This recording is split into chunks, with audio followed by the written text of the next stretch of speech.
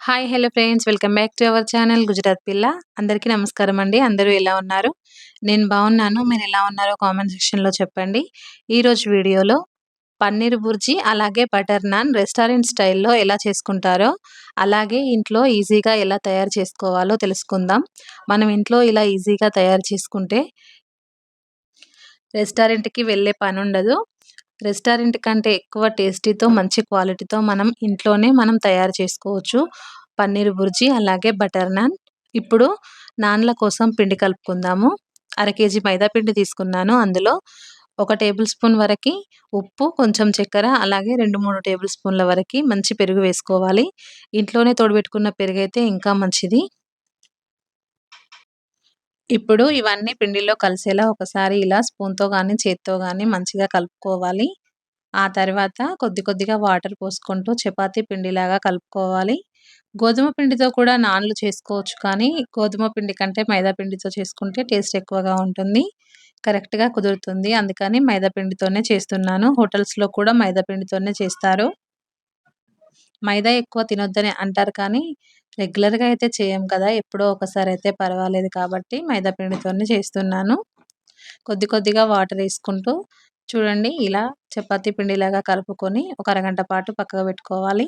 ఇప్పుడు స్టవ్‌పై ఒక మూకుడు పెట్టుకొని అందులో కొద్దిగా బటర్ వేసుకోవాలి.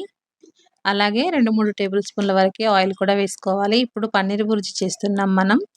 పన్నీర్ బుర్జీ ఎప్పుడు చేసినా కొద్దిగా అందులో బటర్ వేసుకుంటే టేస్ట్ చాలా బావుంటుంది. అలాగే ఇందులోకి 2, 3 మిరియాలు, కొద్దిగా జీలకర్ర, కొద్దిగా ఆవాలు వేసుకొని అవి కాస్త చిటపటలాడిన తర్వాత అందులోకి 2 మీడియం సైజు ఉల్లిపాయల్ని ఇలా చిన్న చిన్న ముక్కలుగా కట్ చేసుకొని ఇందులోకి వేసుకొని పచ్చివాసన పోయే వరకు వేయించుకోవాలి. పన్నీర్ బుర్జీలోకి ఏ కూరగాయలు వేసినా చాలా సన్నగా కట్ చేసుకొని వేసుకోవాలి. ఇప్పుడు ఇందులోకి పచ్చి బఠానీ కూడా వేస్తున్నాను. ఫ్రెష్‌గా ఉన్న పచ్చి బఠానీ వేసుకుంటేనే టేస్ట్ కూడా బావుంటుందండి. అలాగే ఒక చిన్న సైజు క్యాప్సికమ్ తీసుకొని దాన్ని చిన్న ముక్కలుగా కట్ చేసుకొని ఇందులో వేసేసుకోవాలి. ఇప్పుడు ఇవన్నీ పచ్చివాసన పోయే వరకు వేయించుకోవాలి. మరీ ఎక్కువగా మగ్గకూడదు. మామూలుగా పచ్చివాసన పోయే వరకు వేయిస్తే సరిపోతుంది. మూత పెట్టి 5 నిమిషాలు వేయిస్తే చూడండి ఇలా వేగుతాయి. ఇప్పుడు ఇందులో కొద్దిగా అల్లం వెల్లుల్లి పేస్ట్ వేసుకోవాలి. కొంచెం వేస్తే సరిపోతుందండి. అలాగే కొద్దిగా పసుపు కూడా వేసుకోవాలి. ఇప్పుడు అల్లం వెల్లుల్లి పేస్ట్, పసుపు పచ్చివాసన పోయే వరకు మళ్ళొక 2 నిమిషాలు ఇలాగే వేయించుకోవాలి. పన్నీర్ బుర్జీ చేస్తున్నంత సేపు గ్యాస్‌ని మీడియం ఫ్లేమ్‌లో పెట్టుకొని మనం ఇలా కూరగాయల్ని వేయిస్తూ ఉంటే మంచిగా వేగుతాయండి. ఆ తర్వాత 2 మీడియం సైజు టమాటోస్‌ని కూడా కట్ చేసుకొని ఇందులోకి యాడ్ చేసుకోవాలి. ఇప్పుడు రుచికి సరిపడినంత ఉప్పు కూడా వేసుకోవాలి. ఉప్పు, కారాలైతే మీ టేస్ట్‌ని బట్టి ఎక్కువ, తక్కువ అడ్జస్ట్‌మెంట్ చేసుకొని వేసుకోవచ్చు. పన్నీర్ బుర్జీ ఇష్టపడని వాళ్ళెవరు ఉండరండి. చిన్న పిల్లలు, పెద్దవాళ్ళు అందరూ ఇష్టంగా తింటారు. కొంతమంది క్యాప్సికమ్ ఇష్టపడరు. అలాంటప్పుడు క్యాప్సికమ్ స్కిప్ చేస్తే సరిపోతుంది. క్యారెట్ వేసుకోవచ్చు. ఇప్పుడు 200 గ్రాముల పన్నీర్ తీసుకొని ఇలా తురుముకోవాలి. ఇంకో 100 గ్రాముల పన్నీర్‌ని పక్కన పెట్టుకోవాలండి. చూడండి ఇప్పుడు ఈ స్టేజ్‌లో ఉండగా ఇందులోకి మనం కారం కూడా యాడ్ చేసుకోవాలి. ఉప్పు, కారాలు చూసుకొని వేసుకోవాలండి. మరీ ఎక్కువగా పడవు ఇందులో. కొంచెం అటు ఇటు అయితే ఉప్పీసం అయిపోతుంది. అందుకని ఉప్పు, కారాలు చూసుకొని వేసుకోవాలి. రైస్‌లోకైతే ఉప్పు, కారం కొంచెం ఎక్కువున్నా పర్లేదు, కానీ చపాతీ అలాగే నాన్‌లలోకి మాత్రం కరెక్ట్‌గానే ఉండాలి. కొంచెం ఎక్కువైనా ఉప్పిసం అనిపిస్తుంది. అలాగే కొద్దిగా గరం మసాలా కూడా యాడ్ చేసుకోవాలి. మీ దగ్గర జీరా పౌడర్ ఉంటే జీరా పౌడర్ కూడా యాడ్ చేసుకోవచ్చండి. జీలకర్ర పొడి. నా దగ్గర లేదు, వేయట్లేను. ఇంకా మంచి టేస్ట్ వస్తది జీలకర్ర పొడి వేస్తే. అలాగే ఇప్పుడు మనం తురుముకున్న పన్నీర్ మొత్తం ఇందులోకి వేసేసుకోవాలి. ఇప్పుడు మొత్తం అంతా కలిసేలా బాగా కలుపుకోవాలండి. ఇప్పుడు ఇందులోకి 200 గ్రాముల పన్నీరు ఇలా తురిమి వేసాము. ఇంకో 100 గ్రాముల పన్నీరు చేత్తో చిదుముకొని వేసుకోవాలి. మొత్తం తురిమి వేస్తే అంత బాగుండదండి. కొద్దిగా ఇలా చేత్తో చిదుముకొని వేస్తే మంచిగా ఉంటుంది. అలాగే ఫ్రెష్‌గా ఉన్న కొత్తిమీర తీసుకొని, కొత్తిమీర ఎక్కువ వేసుకోవాలండి ఈ పన్నీర్ బుర్జీలోకి. అప్పుడే టేస్ట్ మంచిగా ఉంటది.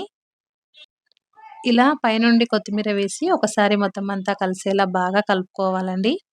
ఆ తర్వాత స్టవ్ ఆఫ్ చేసుకుంటే సేమ్ రెస్టారెంట్ స్టైల్‌లో మనకి పన్నీర్ బుర్జీ ఇంట్లోనే ఈజీగా తయారైపోతుంది. ఇప్పుడు మనం సర్వ్ చేసేసుకోవడమే. మనం ఇప్పుడు నాన్లు రెడీ చేసుకోవాలి గదా! పక్కకు పెట్టిన మైదా పిండి తీసుకొని, అందులో 1 టేబుల్ స్పూన్ ఆయిల్ వేసుకొని, మళ్ళీ ఒకసారి గట్టిగా పిండిని కలుపుకోవాలండి. మనం నాన్లు తయారు చేసే ముందు ఒకసారి ఇలా కలుపుకుంటే నాన్లు మంచిగా వస్తాయి. పిండి కూడా మంచిగా ఉంది. చూడండి చూస్తే తెలుస్తుంది. ఇలా ఒక 2, 3 నిమిషాలు పిండి కలుపుకున్న తర్వాత, పెద్ద సైజ్ చపాతీ చేస్తే ఎంత సైజ్ పిండి ముద్దలు మనం చేస్తామో, ఆ సైజులో పిండి ముద్దలు చేసుకొని పక్కకు పెట్టుకోవాలి. చూడండి ఈ సైజులో కరెక్ట్‌గా తెలుస్తుంది కదా! ఇక్కడ మీకు. ఈ సైజులో పిండి ముద్దలు చేసుకొని మొత్తం పక్కకు పెట్టుకోవాలి. ఆ తర్వాత కాస్త పొడి మైదా పిండిలో ఈ పిండి ముద్దలను డిప్ చేసుకొని, నాన్ షేప్‌లో మనం చపాతీ కర్రతో ఇలా నాన్‌లు వచ్చే షేప్‌లో మనం ప్రిపేర్ చేసుకోవాలండి. గుండ్రంగా అవసరం లేదు. ఏ షేప్ వచ్చినా పర్వాలేదండి చెప్పాలంటే. గుండ్రంగా కావాలంటే గుండ్రంగా గూడా చేసుకోవచ్చు. నాన్‌లు పొడుగుంటాయి కదా! పొడుగుగా కావాలంటే పొడుగుగా కూడా చేసుకోవచ్చు. ఇప్పుడు ఇలా చేసుకున్న తర్వాత ఒక సైడు మొత్తం వాటర్ అద్దుకోవాలండి. చూడండి ఇలా ఎక్కువగానే వాటర్ అద్దుకోవాలి. చపాతీలాగా పలచగా ఉండకూడదండి. కొంచెం మందంగా ఉండాలి. 2 చపాతీలు ఒకదానిపై ఒకటి వేస్తే ఎంత మందం వస్తాయో అంత మందం ఉంటే సరిపోతుంది. హోటల్‌లో మరీ మందంగా చేస్తారు. అంత మందంగా ఉంటే అరగవు. అందుకని 2 చపాతీలు ఒకదాని పైన ఒకటేస్తే ఎంత మందమైతే ఉంటాయో అంత మందంగా మనం ఈ నాన్లను కాల్చుకోవాలి. చూడండి ఇలా పెంకపై వేసేసుకోవాలి. ఆ తర్వాత చపాతీ పెంకను చేతిలో పట్టుకొని రెండవ వైపు నాన్ని ఇలా డైరెక్ట్‌గా మంటపై చూసుకుంటూ కాల్చుకోవాలండి. చూడండి ఎలా పొంగుతుందో నాను. ఇలా తిప్పుకుంటూ అన్ని వైపులకి మంటపై మంచిగా కాలే విధంగా ఇలా కాల్చుకోవాలండి. చూసుకుంటూ ఈ నాన్‌ని మనం కాల్చుకోవాలి. ఇలా బ్లాక్ కలర్‌లో చిన్న చిన్న బబుల్స్ వస్తున్నాయి కదా! అలా కాల్చుకోవాలి. మధ్యలో చూడండి ఎంత మంచిగా పొంగుతుందో. నాన్ కాలుస్తున్నప్పుడు మంటని ఫుల్ ఫ్లేమ్‌లో పెట్టి కాలిస్తే కరెక్ట్‌గా అన్ని వైపులకు మంచిగా కాలుతుంది. చూడండి కరెక్ట్‌గా మనకి హోటల్స్, రెస్టారెంట్స్‌లో ఎలా వస్తుందో నాన్ అలా వచ్చింది కదా! ఇప్పుడు మనం ఒక సరతం తీసుకొని పెంక నుండి నాన్‌ని తీసేయాలి. ఎందుకంటే మనం వాటర్ అద్దాం కాబట్టి గట్టిగా పట్టుకొనుంటుందండి. మనం మనం రొట్టె పెంకని రెండో వైపు టర్న్ చేసినా కింద పడకుండా ఉంటుంది వాటర్ అద్దడం వల్ల. అందుకనే మనం వాటర్ అద్దుకోవాలి. చూడండి పర్ఫెక్ట్‌గా నాన్ అయితే తయారైపోయింది. ఇప్పుడు కొంచెం బటర్ కరిగించి, బటర్ మొత్తం ఈ నాన్‌కి రాసుకోవాలి. కావాలంటే బటర్‌లో కొద్దిగా కొత్తిమీర, అలాగే వెల్లుల్లి రెబ్బలను తురిమి కూడా వేసుకొని మనం రాసుకోవచ్చు. పన్నీర్ బుర్జితో పాటు నాన్‌లు కూడా రెడీ అయిపోయాయి. వేడి వేడి నాన్‌లతో పన్నీర్ బుర్జీ సర్వ్ చేసుకొని తింటే చాలా బావుంటుంది. వీడియో ఇంతటితో ఎండ్ చేస్తున్నాను friends. Thank you for watching. Please like